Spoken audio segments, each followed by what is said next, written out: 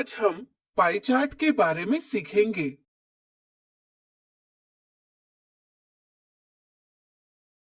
चलिए एक दिलचस्प उदाहरण से पाई चार्ट की समझ बनाएं। मीना ने अपने घर के आंगन में फूलों के कुछ पौधे लगाए हैं। प्रतिदिन वह फूल इकट्ठा करती है। आज उसने चमेली, गेंदा और गुलाब के फूल इकट्ठा किए हैं, जिनकी संख्या इस प्रकार है। चलिए इस जानकारी को एक मजेदार रूप में निरूपित करें। यहाँ फूलों की कुल संख्या 30 धन 20 धन 10 बराबर 60 है। यहाँ चमेली के फूलों की संख्या 30 है, जो कि कुल संख्या का 30/60 यानी कि 1/2 भाग है। इसी तरह गेंदे के फूलों की संख्या कुल संख्या का 20/60 भाग यानी कि 1/3 भाग है और गुलाब के फूलों की संख्या कुल संख्या का 10/60 भाग यानी 1/6 भाग है। हम एक संपूर्ण वृत्त का मान 60 फूल मानेंगे। चूंकि एक संपूर्ण वृत्त का केंद्रीय कोण यानी सेंट्रल एंगल 360 डिग्री होता है, इसलिए हम कह सकते हैं कि 60 फूलों को 360 डिग्री का केंद्रीय कोण निरूपित करता है।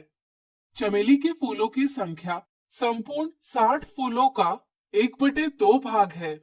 यह संख्या हम एक त्रिज्यखंड यानी सेक्टर से निरूपित करेंगे, जिसका केंद्रीय कोण 1/2 गुणा 360 डिग्री बराबर 180 डिग्री है, यानी आधा वृत्त है।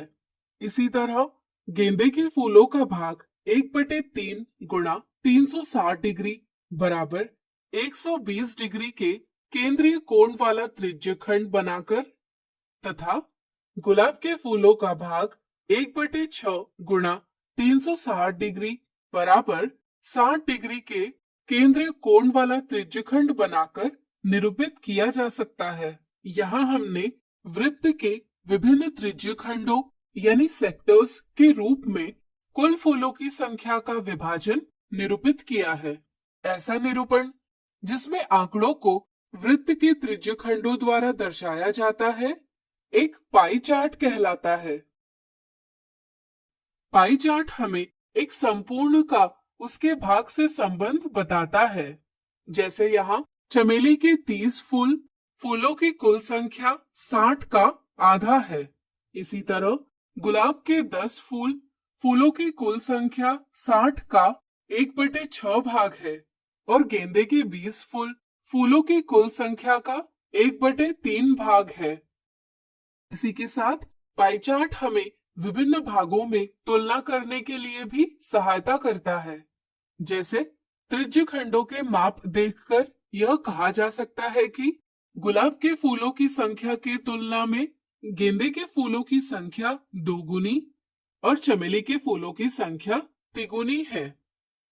पाई चार्ट में प्रत्येक त्रिज्यखंड का केंद्रीय कोण उसके द्वारा निरूपित सूचना के समानुपाती होता है।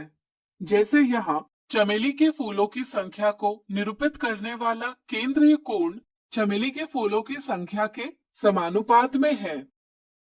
इस तरह से कुल संख्या निश्चित हो और यदि चमेली के फूलों की संख्या में वृद्धि होती है, तो संगत त्रिज्यखंड के माप में भी वृद्धि होगी।